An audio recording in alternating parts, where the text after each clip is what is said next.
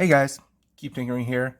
Want to make a quick video. It's kind of more of an addendum to the reset issues. This is another one that is the same problem, but it's the same issue that presents a different way, I should say. So one of the most inconsistent problems with these guns that I see from Taurus, the G2cs all the way through the G3s and G3cs, we know that the triggers on the G2s and G2cs and all those guns it's just a poor design. It doesn't work well. You know that it happens. However, the most inconsistency that I see are with the trigger bar.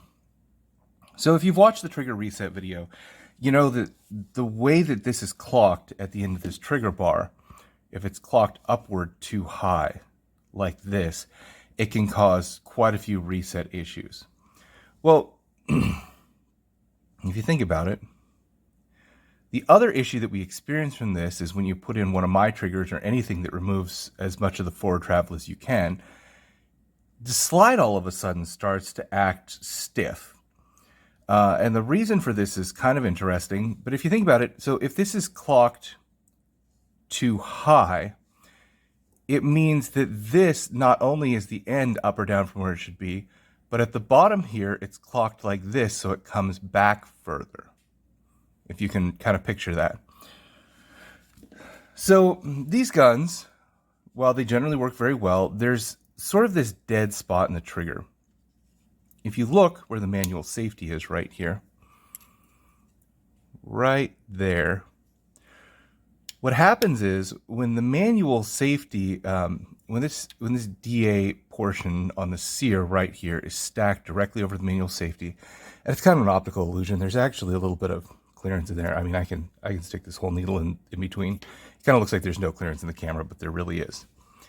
So when this is stacked, when it's in front of the manual safety, you can depress this trigger bar. When it's behind the manual safety, you can depress the trigger bar.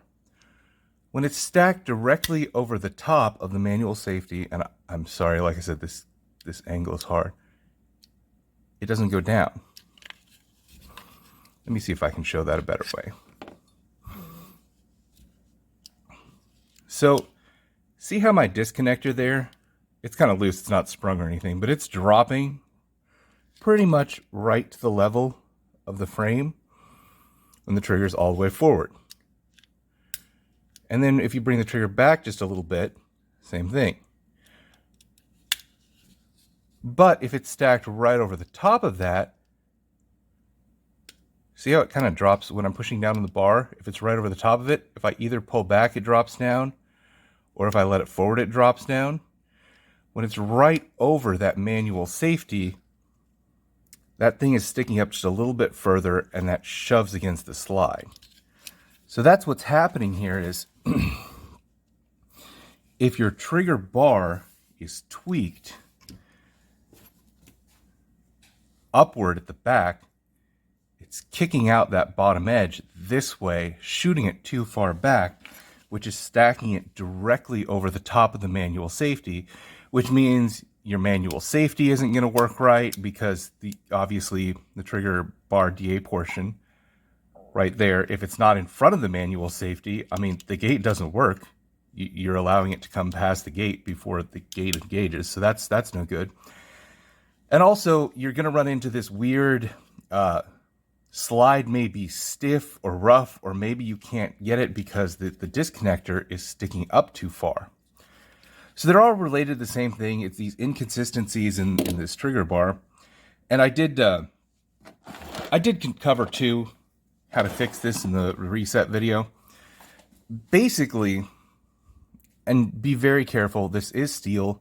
It's kind of mild steel, so you can bend them a little bit. It shouldn't immediately crack. I've never had that problem. But you don't want to be bending it back and forth. So this one here is actually about perfect. You do want to test this in your gun, but this one, yeah, this one's about perfect. So if you look, this angle here, and sorry, I'm trying to look through the camera here. is just slightly downward. So if this was exactly in line here with the top of the trigger bar, see how that bottom leg's kind of coming down just a little bit? If you see it completely straight, it'll probably work. If it has any upward angle at all, it's not going to work right. So if it's straight out, if this little leg on the end here, right here, is straight out with the bar, you might get an occasional hang up. Maybe if your trigger spring isn't really stiff and returns it all the way forward, maybe it'll cause a little stiffness sometimes. Maybe if you're really pressing hard, if you got somebody who's really putting a lot of pressure hard from right to left when they're pulling the trigger, maybe you'll run into an occasional reset issue. But like I said, it'll probably work okay most of the time if that is straight. If this has any upward angle at all, it's not going to function right. It's just not going to work as it should. So as I talked about in the reset video, you can grab these things, get yourself a pair of pliers that isn't serrated or anything. You don't want to rake it up real bad. And just start twisting it gently. It takes quite a bit of force, but just check, watch it, look at it. Like I said, I've adjusted a lot of these because it's the most consistent inconsistency I've seen with these guns. It's where the most users have their problems. So just about every gun that I see is one that the users were having trouble with, couldn't get something installed. So I end up adjusting a lot of these. I've never broken one. Like I said, as long as you're not bending it back and forth, if you're just making a small tweak, checking, it should be fine.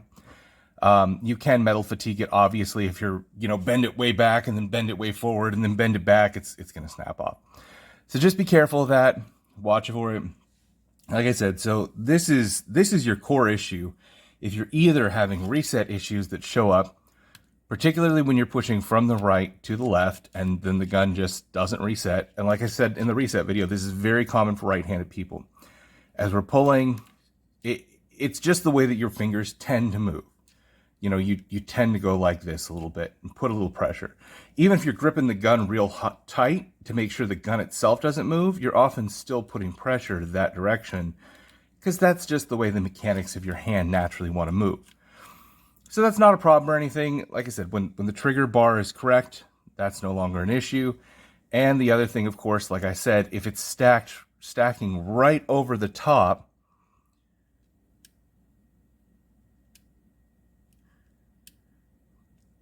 the trigger bar can't go all the way down and you just run into these issues. See, all I'm doing is it's stacked right over the manual safety right now. And then when I let it forward, it drops down.